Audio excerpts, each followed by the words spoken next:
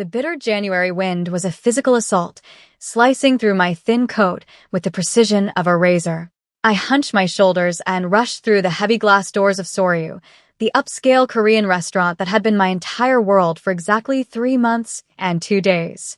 My fingers were numb, my nose raw, cherry red from the cold, and the meticulously styled afro I'd left my apartment with now felt like a damp, limp cap around my face. I was already 10 minutes late, a cardinal sin in the world of fine dining. Amara, where have you been? Dennis, the floor manager, hissed the moment I pushed through the swinging doors into the controlled chaos of the kitchen. He was a small, perpetually flustered man, but tonight his eyes were wide with a level of panic I'd never seen before. He grabbed a pristine white apron from a hook and thrust it at me. Table 7, VIP. You're serving them tonight. My stomach plummeted. What? But that's Brenda's section. I protested, my clumsy, frozen fingers fumbling with the strings of the apron as I tried to wrap it over my simple, light blue dress. She always gets the private room. Dennis gripped my shoulders, his fingers digging in with surprising strength. Brenda called in sick. Food poisoning. Listen to me, Amara. He lowered his voice, his gaze darting nervously towards the kitchen pass. These people are important. I mean, very important. Don't screw this up. The intensity in his voice made my stomach clench into a tight, painful knot. I could only nod, smoothing down the front of my dress with a trembling hand. I needed this job. I needed it more than I needed air. 6 months ago, I had fled Atlanta in the dead of night with nothing but a single suitcase, a bus ticket, and the meager savings I'd managed to hide. My ex-boyfriend's suffocating control had finally escalated into something truly frightening, and New York was supposed to be my sanctuary, my fresh start. But fresh starts were crushingly expensive, and my tiny, drafty apartment in Queens devoured the majority of my paycheck before I even had a chance to count it. This job, with its generous tips, was the only thing keeping me from sinking. Who are they? I asked, my voice barely a whisper as I grabbed my notepad and a pen. Dennis's eyes darted around the kitchen again, as if the walls themselves had ears. Business associates of Mr. Kwan, he murmured, the name dropping into the humid kitchen air like a stone. My blood ran cold. Everyone who worked at Soryu, from the head chef down to the dishwashers, knew about Mr. Jinwoo Kwan. He was the mysterious, phantom owner who rarely made an appearance, but whose name was always whispered with a potent cocktail of fear and profound respect. I'd never seen him, but the rumors circulated like steam from the soup pots. Some said he was just an incredibly wealthy and private businessman with a portfolio of successful ventures. Others, the ones who spoke in hushed tones late at night after their shifts, claimed he was far more than that. They whispered of deep, unshakable connections to the Korean-American underworld, of a vast and shadowy empire. They whispered that he was a powerful Korean Mafia boss, a man whose influence stretched far beyond the elegant walls of his restaurants. There in the private room in the back, Dennis continued, snapping me out of my thoughts. Remember the training, Amara. Professional, efficient, invisible. Invisible. For the past 6 months, that had been my mantra, my survival strategy. Keep your head down, blend in, become background noise. I took a deep, steadying breath and pushed through the kitchen doors. The main dining room of Soryu was a study in understated elegance. Warm, modern lighting glowed from recessed fixtures, reflecting off polished dark wood floors and minimalist decor. It exuded a sleek, confident wealth that didn't need to shout to be heard. I moved through the tables with the practiced grace of a seasoned waitress, spine straight, chin up, just as I'd been trained. I navigated past the bustling main area, down a short, quiet hallway carpeted in thick, sound-dampening wool, to the private dining room reserved for special guests. I hesitated for a fraction of a second at the heavy, dark wooden door, my heart pounding a frantic rhythm against my ribs. Then I knocked once softly and entered. The room was dimmer than the main dining area, the lighting golden and intimate, casting long shadows. A large, round lacquered table dominated the space, and seated around it were 6 Korean men in suits that looked like they were spun from shadows and money. Their quiet, intense conversation halted the instant I stepped inside. 6 pairs of dark, assessing eyes turned to me, but only one gaze truly connected with mine, locking on with an intensity that seemed to suck the air from my lungs. He sat at what was clearly the head of the table, though I couldn't explain how a round table could even have a head. He possessed an aura of absolute authority that bent the very geometry of the room around him. He wore a perfectly tailored black Mafia suit, the kind I'd only ever seen in movies, paired with a stark, crisp white collared shirt, unbuttoned at the neck. His dark hair was perfectly styled, and a sharp, sculpted jawline was shadowed with precisely maintained stubble. But it was his eyes that froze me in place. They were dark, fiercely intelligent, and utterly, chillingly cold. They seemed to see everything, to strip away all pretense and look straight into the core of you. He didn't look much older than 35, far younger than I would have expected for a powerful Korean mafia boss who commanded such obvious, silent deference from the older, formidable men around him. I dropped my gaze immediately, a hot flush creeping up my neck. I felt exposed, analyzed, and dismissed all in a single, silent moment. "Good evening, gentlemen," I began, my voice miraculously steady. "I'm Amara, and I'll be your server tonight. May I start you with some drinks?" I moved around the table with forced efficiency, my senses on high alert. I was hyper-aware of the headman's eyes following my every movement, a tangible weight on my back. I took orders for rare whiskeys, expensive cognacs, and premium soju. When I reached him last, he didn't immediately respond to my quiet inquiry. He simply watched me, a long, unnerving silence stretching between us. "You're new," he said finally. His voice was low and smooth, like polished river stones, and carried a quiet power that resonated deep in my bones. It wasn't a question, it was a statement of fact. "Yes, sir." 3 months, I replied, my pen hovering over my notepad, my knuckles white. A ghost of a smile, so fleeting I almost missed it, touched his lips. "Whiskey. Neat." I nodded, my throat suddenly dry, and turned to leave. Just as I reached the door, it opened, and another man in a black suit, broader and more imposing than the others, entered the room. He nodded respectfully to the table before approaching the headman. He bent low and whispered something in his ear.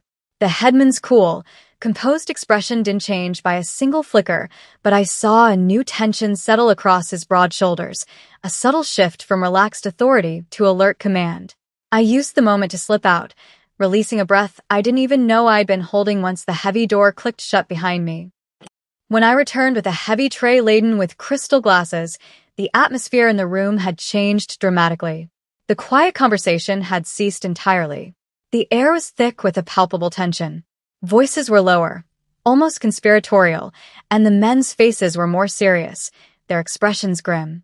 I distributed the drinks in complete silence, my movements swift and practiced, trying my best to be the invisible servant Dennis wanted me to be. As I placed the glass of amber whiskey in front of the headman, my phone vibrated in my apron pocket. Normally, I would have ignored it. Personal calls were strictly forbidden during shifts. But for the past week, my phone had been a lifeline. My grandmother, my Nana, the only family I had left in the world, was in hospice care back in Atlanta.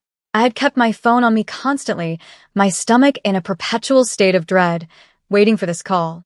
After placing the last drink, I stepped back against the wall, my heart hammering, and discreetly checked the screen. It was her nurse's number. My heart lurched violently. I glanced at the table. They were deep in a hushed, intense conversation. Legal-looking documents spread between them.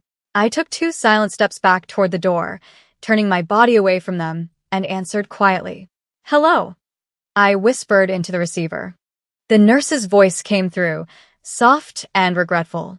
As she spoke, relaying the news I had been dreading, a lifetime of habit, a fundamental part of my identity that I had carefully suppressed, took over. The carefully neutral, professional American accent I'd painstakingly cultivated to blend in, to be unremarkable in New York, completely melted away. In its place, without any conscious thought, emerged the perfect, soul-inflected English of my childhood. It was the English my Korean mother had spoken, the accent and cadence I had absorbed at her knee. Every vowel softened, every consonant shifted, the rhythm of my speech becoming unconsciously, unmistakably Korean. It was the voice of my heart, the voice I used only with the people I loved, a voice I hadn't realized I still possessed with such fluency. I closed my eyes against the sudden sting of tears, my free hand curling into a tight, white-knuckled fist to my side. I ended the call with a choked whisper of thanks, blinking furiously to hold back the tears. When I opened my eyes, a horrifying sight greeted me. The entire table was silent. The hushed conversation had stopped dead. All eyes were on me. But the headman's gaze was different from the others. It was sharper now, more focused, his head tilted slightly as if he was seeing me, truly seeing me, for the very first time. I realized with a sinking, sickening feeling that my complete and instantaneous shift in speech had been noticed. In this room, with these men, it was a colossal, unforgivable mistake. I apologize for the interruption, I stammered, my carefully constructed American accent rushing back in, sounding clumsy and false even to my own ears. I quickly slipped my phone back into my pocket. Would you like to order your meals now?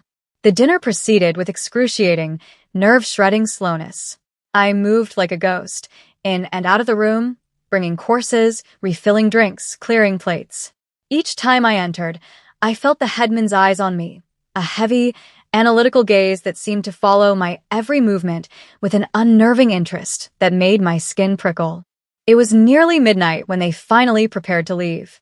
I presented the check in a leather folder, which the headman didn't even glance at before handing me a black, featureless credit card.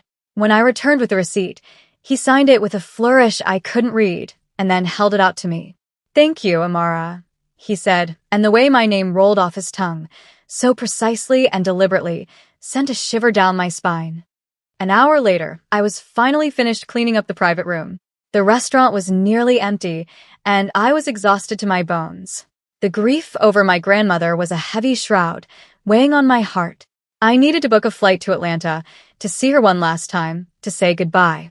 But flights were expensive, and even with a shockingly extravagant tip he had left, more than I made in a week, I wasn't sure I could afford a last-minute ticket.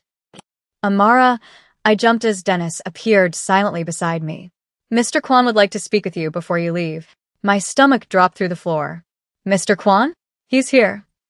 Dennis gave me a strange, unreadable look. Of course.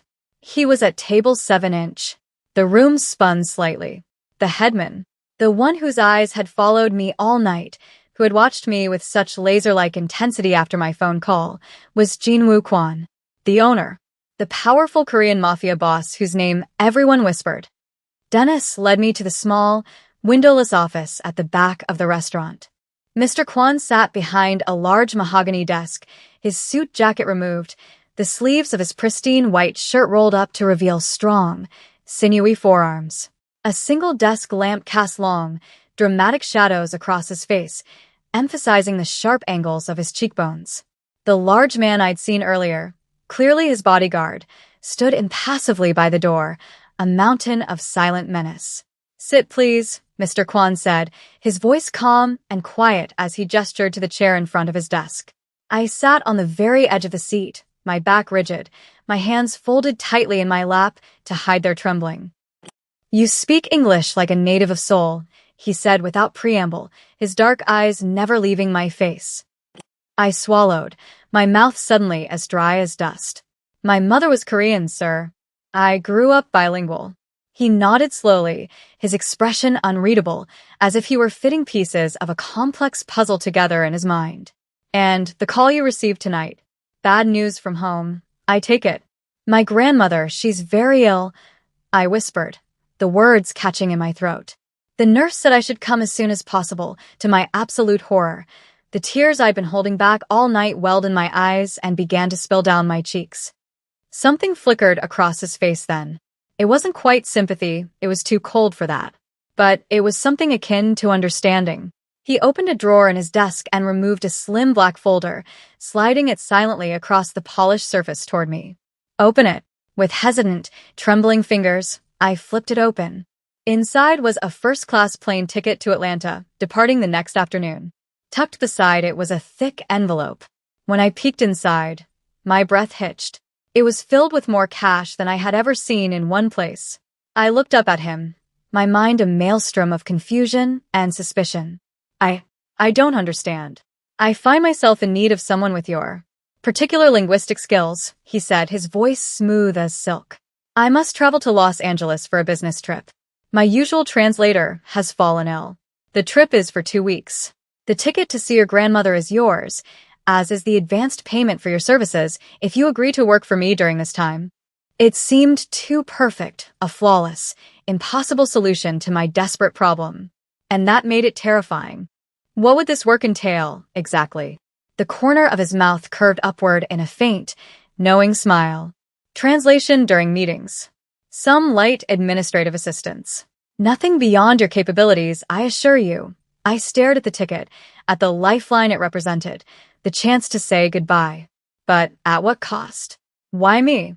I asked, forcing myself to meet his intense gaze. There must be dozens of professional translators you could hire on a moment's notice.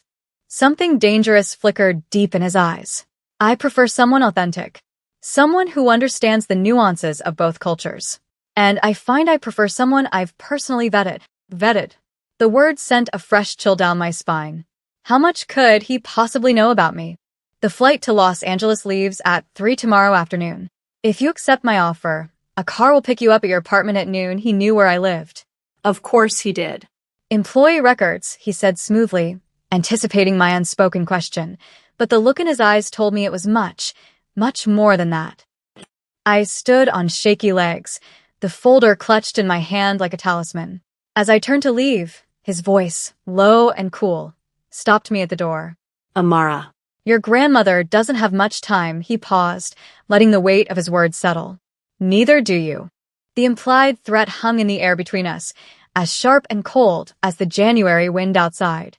I hurried out of the office, past the stoic bodyguard, through the now empty restaurant, and into the night.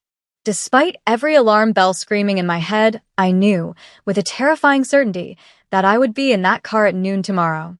At precisely noon, a sleek black SUV with windows so dark they looked like polished obsidian pulled up to my curb. The driver, a broad-shouldered Korean man with a military short haircut and an impassive expression, got out, took my single suitcase from my hand without a word, and opened the rear door. Where's Mr. Kwan? I asked as the car pulled smoothly away from the curb. Meeting you at the airport, Ms. Adewale, he replied, his eyes meeting mine for a brief, professional moment in the rear-view mirror. At the airport, I was escorted not to the bustling main terminal, but through a private entrance I never knew existed. There were no lines, no security theater. The driver handed me off to a petite, impeccably dressed woman in a crisp suit who introduced herself as Hannah, Mr. Kwan's assistant.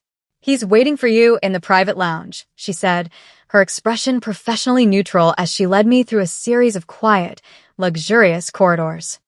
The lounge was a haven of tranquility, all soft lighting, plush seating, and floor-to-ceiling windows overlooking the tarmac. And there, standing by those windows with his back to me, was Jin-Woo Kwan. Today he wore a charcoal suit that seemed to absorb and reflect the light in equal measure. Amara, he said, turning as we entered. My name sounded different in his mouth, imbued with a weight it had never had before. I'm pleased you decided to join me. I need to see my grandmother, I stated, clutching my purse strap like a lifeline. Something that might have been respect flickered in his dark eyes. Direct. I appreciate that. A server appeared, as if from thin air with coffee. Mr. Kwan gestured for me to sit on a plush leather sofa. We arrive in Los Angeles this evening. A car will take you to the airport first thing in the morning for your flight to Atlanta. After you have had time with your grandmother, you will fly back to LA. After that, I will need you for a dinner meeting. For the next 20 minutes, he outlined my duties with cold precision. When he had finished, he leaned back and asked, "Do you have any questions?" 1,000, but only one that truly mattered. Why me? Really? He studied me for a long, silent moment, his expression completely unreadable. Then he reached into the inner pocket of his suit jacket and pulled out another slim folder, placing it on the coffee table between us. Open it. My hands trembled as I flipped it open. The first thing I saw was a photograph of me, beaming, at my college graduation from Emory University, my arm wrapped tightly around my smiling grandmother. Next to it was a copy of my degree. Then came pages and pages of what looked like a comprehensive background check. Every address I'd ever lived at, my entire employment history, even my credit score. The final page made my blood run cold. It was a copy of the police report I had filed against my ex-boyfriend in Atlanta, complete with the clinical, horrifying photographs of the deep purple bruises he had left on my wrists and throat. I snapped the folder shut, a wave of nausea washing over me. "How did you get this?" I whispered, my voice shaking with a mixture of fear and rage. "I make it my business to know who works for me." Amara, his voice was softer now, almost gentle, but it held no warmth. "To answer your question, I chose you because you are qualified, you are desperate, and you have no connections that would make you a security risk." "No connections?" "I have my grandmother. A dying grandmother." He cut in, his words clinical and cruel.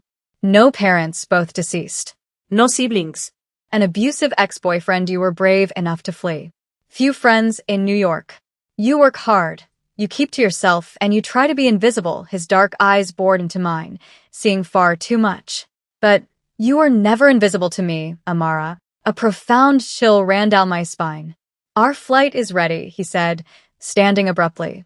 In a complete daze, I followed him through another private exit, directly onto the tarmac where a sleek private jet waited, its engines already humming. Of course, men like Jin Woo Kwon, powerful Korean mafia bosses, didn't wait in boarding lines or sit among strangers. The interior was all cream leather and polished darkwood. I sank into a buttery leather seat, acutely aware that I was now truly trapped, 30,000 feet in the air with a man who had investigated every dark corner of my life, a man who was everything I had run from, and worse. We landed in Los Angeles as the sun was setting, painting the sky in fiery strokes of orange and purple. We were driven to a sprawling, minimalist penthouse that seemed to float above the glittering city lights. "The car will be here to take you to the airport at 7 a.m., Mr. Kwon stated, not asking. He paused, watching my reaction. "I have also taken the liberty of arranging a consultation for your grandmother. A specialist in geriatric oncology from Johns Hopkins is flying to Atlanta to see her tomorrow morning."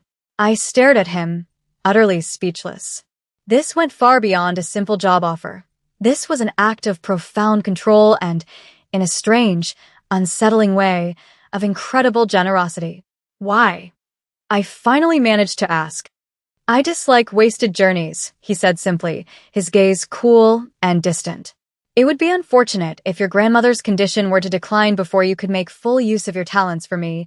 His callousness was jarring, yet his actions meant that my Nana, who had only ever had state-provided care, would now be seen by one of the best doctors in the country. The next day, I flew to Atlanta in a blur of anxiety and disbelief. At the hospice, the head nurse confirmed everything, her eyes wide with awe. "The new doctor Mr. Kwon sent is a miracle worker. We've never seen anything like it. He's adjusted her medications, and your grandmother is so much more comfortable." My Nana was weak, her body frail, but her eyes, the same warm, deep brown as mine, lit up with a fierce joy when she saw me. "My Amara," she whispered, her voice stronger than it had been in weeks. We spent hours talking, her mind clearer than it had been in months. "And this man who brought you home?" she asked suddenly, her gaze sharp and piercing. "Who is he to you?" "He's my employer, Nana." "Just my employer." I lied, the words tasting like ash in my mouth. She squeezed my hand with surprising strength, her eyes holding mine. "Be careful, Amara. Men like that, they take what they want." I returned to Los Angeles that evening, my emotions a tangled, chaotic mess of grief for my Nana's inevitable decline, profound gratitude toward the man who was easing her suffering, and a persistent, gnawing unease about his motives. He was waiting for me at the penthouse, standing on the balcony, a solitary figure against the backdrop of the city. He had arranged a dinner meeting for that night. Laid out on the bed in my room was a stunning black cocktail dress that looked to be exactly my size, and beside it a small velvet box containing a delicate diamond necklace. "Tonight is important," he told me as we prepared to leave. He was once again in a flawless black Mafia suit and white shirt, the very picture of menacing power and elegance. "We are meeting with 4 businessmen from the old country. They prefer to speak Korean, even though they are fluent in English. It makes them feel they have an advantage. And you're letting them think they do, I guessed, beginning to understand the intricate games he played. A small, cold smile touched his lips. Precisely. You will translate everything for me accurately. But, he paused, his eyes locking with mine, if they say anything particularly revealing or unguarded, a private sentiment, a hidden detail, I want you to give me a signal. Simply touch your necklace. The dinner took place at another exclusive, private Korean restaurant. The men were older, oozing a confident, old-world authority.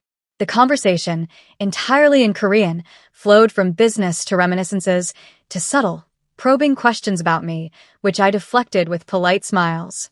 I translated discreetly, leaning close to Mr. Kwan's ear, acutely aware of the warmth radiating from him, the faint, clean scent of his cologne. The true purpose of the meeting, I soon gathered, was a logistics and shipping company he wanted to acquire, a company in which all four men held a stake. The negotiations grew heated, the politeness of the meal giving way to blunt, aggressive posturing. Then, during dessert, one of the men, a sharp-eyed, hawk-faced rival I now knew was named Minjun Choi, leaned toward his companions. Believing I was just a pretty accessory and that Mr. Kwan wouldn't understand the colloquial, rapid-fire Korean, he spoke. He talked about a series of untraceable shipping containers moving through the port of Long Beach, the real, illicit value of the company that wasn't on any official books. My fingers, acting on their own accord, instinctively went to the cool diamond at my throat. Mr. Kwan's eyes flicked to my hand for a nanosecond, then back to Choi, his expression never changing. "Gentlemen," he said smoothly in perfect English, cutting through their Korean chatter. "I believe we are making progress. Allow me to propose a revised offer." He then outlined a new set of terms that included, to the absolute shock and horror of the other men, full, immediate inventory and control rights to all shipping assets, specifically mentioning the manifest logs for all untraceable containers originating from Busan. The four Koreans froze, their faces a mixture of fury and disbelief. Choi's eyes, now cold and hard as stone, narrowed as they fell on me. "You said she was just an assistant," he spat in Korean, his voice dripping with venom. "I said she was my associate," Mr. Kwan corrected, his own Korean flawless and cold as ice. "And a very valuable one." The atmosphere in the room crackled with unspoken threats. I had exposed their secret, their hidden leverage. By the time the men left, a deal had been reached, one that clearly and overwhelmingly favored Mr. Kwan. Choi was the last to leave. His eyes were slits of cold fury as they moved between us. "You should be more careful about who you trust, Kwan," he said, his gaze lingering on me with undisguised contempt. "Beautiful women have a way of complicating matters." "I trust Ms. Adewale implicitly," Mr. Kwan replied, his tone flat and final, leaving no room for argument. When the door closed behind them, he turned to me and for the very first time, he smiled. It was a genuine, unguarded smile that transformed his harsh, handsome face, and it sent an unwelcome flutter through my stomach. "You are perfect," he said, his voice low as he led me back toward the penthouse study. He poured 2 glasses of whiskey, without asking. "Those containers," he said, handing me a glass. "They are important. Illegal goods," I stated, my voice flat. His eyes met mine over the rim of his glass. "Let's just say they are the true profit center of the business." He moved closer, his presence seeming to fill the entire room, making it hard to breathe. "You have proven your value tonight, Amara. I want you to understand what you are a part of now." "A part of?" I echoed, taking an instinctive step back. "I am here for 2 weeks. I am here to translate. That is our arrangement." Something dark and possessive flared in his eyes. "Arrangements can change." He closed the distance between us, placing a hand on the bookshelf beside my head, effectively caging me in. "You felt it tonight. How well we work together. How perfectly you fit into my world." "I don't belong in your world," I whispered, my voice betraying me with its tremor. "Don't you?" His free hand came up to touch the diamond necklace at my throat, his fingers brushing against my skin, sending a jolt of electricity through me. Before I could process, before I could protest, his lips were on mine. The kiss was brief, almost hesitant, questioning rather than demanding. He pulled back before I could decide whether to respond or resist. "Good night, Amara," he said softly, stepping away. I fled, my heart hammering, my lips burning, my mind a complete chaos of conflicting emotions. The next few days passed in a blur of high-stakes meetings and tense, clandestine negotiations. I was a silent observer, a conduit through which languages and secrets passed. I saw a side of Jinwoo Quan that was ruthlessly brilliant, a master strategist who was always 3 steps ahead of his opponents. But I also saw flashes of something else, a profound loneliness in his eyes when he stood on the balcony late at night, a flicker of vulnerability when he asked, with genuine concern, for updates on my grandmother's condition. His housekeeper at the penthouse, a kind, older woman named Mrs. Kim who treated me with a gentle pity, pulled me aside one morning as I was getting coffee. "Be careful, child," she whispered in Korean-accented English, her eyes full of a sad wisdom. "You are not the first. There have been other women, beautiful women. He brings them here, they stay for a while, and then they are gone." Her words were a cold, necessary dose of reality. I was a temporary asset, a beautiful, useful tool that would be discarded when my purpose was served. Her warning came just in time. That evening, we were scheduled to attend a private gallery opening in Beverly Hills. I was dressed in an elegant silk gown he had provided, feeling more like a doll than a person. As we were preparing to leave, his head of security, a stoic, silent man named Taehyun, rushed into the penthouse, his face grim. "Sir, it's a trap. We have intelligence that Minjun Choi has tipped off the feds. They're planning a raid at the gallery tonight, timed for your arrival." Jinwoo's posture changed instantly, from relaxed elegance to coiled, dangerous energy. "We need to leave." Now, we didn't take the main elevator. Taehyun led us through the kitchen to a service exit and down a freight elevator into the depths of the parking garage. A different, nondescript sedan was waiting, its engine already running. As we pulled away into the night, I looked up and saw, in a lighted window of a building across the street, the distinct silhouette of Minjun Choi, a triumphant smile on his face. "He set us up," I said, the realization dawning. Jinwoo nodded, his expression hard as granite, as he watched the city lights flash by. "He wants what I have. My territory, my network. And he thinks you are my weakness." Am I? The question slipped out before I could stop it, a whisper in the dark, luxurious car. His eyes met mine, and in their depths, I saw something fierce and possessive. "Yes," he said simply, the word landing with the force of a physical blow. "You are." The car sped through the night, a silent cocoon moving through a hostile world. "What happens now?" I asked finally. "Now, we adapt. We leave Los Angeles tonight." My heart lurched with panic. "Your grandmother will come with us," he said, his tone absolute, brooking no argument. "I have already made the arrangements. A private, fully staffed medical transport will take her to my property in Montana. The specialist from Johns Hopkins will accompany her. She will be safe there, Amara. I promise you." During the flight on his jet, shrouded in darkness as we flew over the sleeping country, he finally gave me the truth, the missing pieces of the puzzle. "My father knew your father," he began, his voice low and devoid of its usual cold command. "They grew up together in a small village outside Seoul. They were like brothers. When my family came to America to build this organization, your father came with them. He wasn't just an employee, he was my father's most trusted advisor, his right hand." I listened, stunned into silence. "My father died in a car accident when I was 4, I said numbly. "It was no accident, Amara," Jinwoo said, his voice grim. "It was a hit, ordered by a rival family. The attack was meant for my father.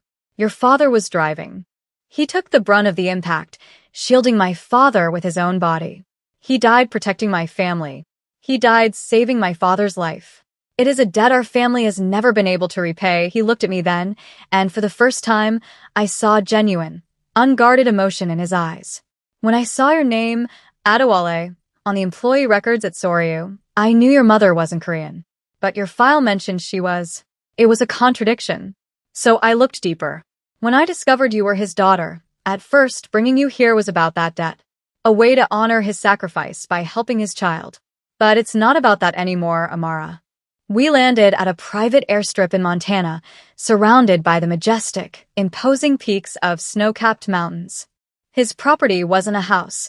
It was a fortress disguised as a stunningly modern mountain lodge, a seamless blend of glass, stone, and dark wood. My grandmother arrived a few hours later and was settled into a state-of-the-art medical suite that was better equipped than the hospice she had left. That evening, I found Jinwoo standing alone on a vast, heated stone terrace, a tumbler of whiskey in his hand, his gaze fixed on the moonlit wilderness. "The situation with Choi is manageable for now," he said without turning as I approached. "But this is my world, Amara. It will never be completely safe." He finally turned to face me, his eyes serious. "What do you want to happen when this is over?" For the first time since I'd met him, he was asking me, not telling me. He was giving me a choice. Did I want to return to my lonely, invisible life in New York, forever looking over my shoulder? Or did I want this? The danger, yes, but also the fierce passion, the startling tenderness, the feeling of belonging to someone who looked at me as if I were the most precious, vital thing in his dangerous world. "I want to stay," I whispered, the words carrying on the cold mountain air. "With you." A wave of profound relief washed over his face, softening his harsh features. "I will always want you, Amara." He pulled me into his arms, holding me tightly against him. "I am who I am. I can't change that. But I can promise you, you will never be alone again. I will protect you with my life." It wasn't a fairy tale promise of happily ever after. It was something harder, something more real. A promise from a powerful Korean mafia boss who kept his promises, no matter the cost. "That's enough," I said against his chest, and I meant it.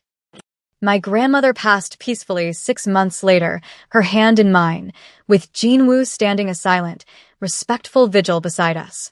A year after that, Minjun Choi's organization imploded after a series of disastrous deals and violent internal betrayals, his influence vanishing from the underworld like smoke.